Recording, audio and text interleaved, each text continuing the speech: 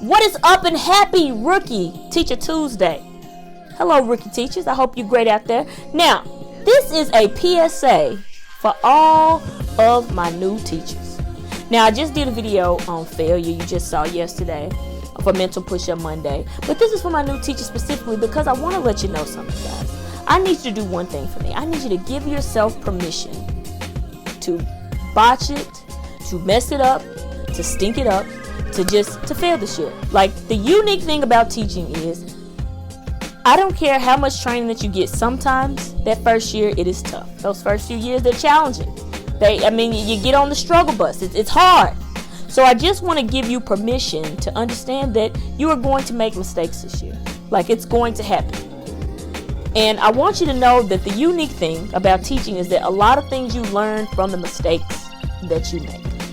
So I told you this story last week on Rookie Reset Sunday. My first year as a teacher, I go in the classroom, I'm up there teaching like my hair is on fire, and there's a student talking in the middle of the classroom. There's two of them. I walk over to them and I tell them, I say, hey guys, I need you to shut it up. I'm trying to teach. So as I'm walking away, one of them says something under their breath, and I'm just convinced it's my first year. I will not be played by some kids.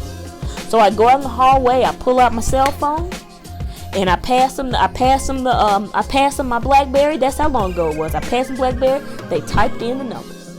I hop on the phone, and actually she hopped on the phone. Now I remember she hopped on the phone, and she had this little smirk on her face, and I was like, oh yo, like, why is she looking like that? It was kind of weird.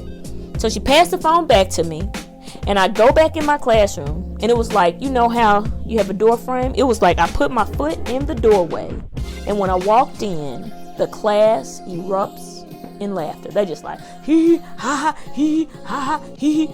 And so I'm confused, and I do what any first year teacher does. I scream at the top of my lungs.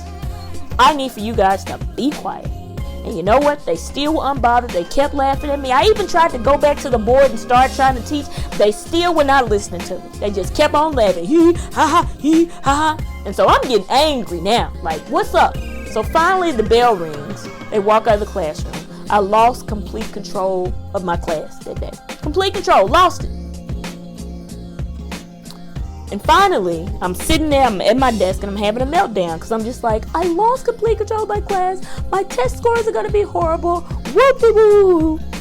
I completely lose it. So this one student, she comes back over to me, and she says, you know, Miss Fitzgerald? And I'm like, yeah, girl, I'm over here. I'm just like in my feelings because I'm just like, oh, I lost control of my class. Yet another day again. I did it again. Oops, I did it again. And she says, Miss Fitzgerald, you know that you did not talk to Chrissy's mother. I said, yes, I did. We had the conversation. And she proceeds to say, no, Miss Fitzgerald, you called inside of your own classroom. They had you on speaker. They actually talked to April, who had you on speakerphone in the class.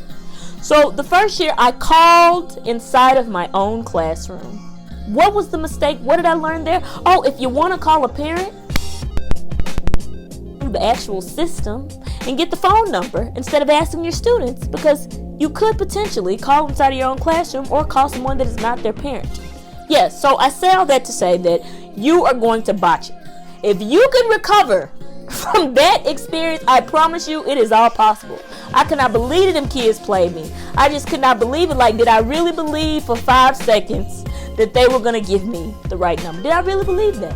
Yeah, so yeah, I got played my first year, but that failure taught me that you want to learn the system before you get someone's phone number. Like, don't ask the child. They may or may not tell you the correct one.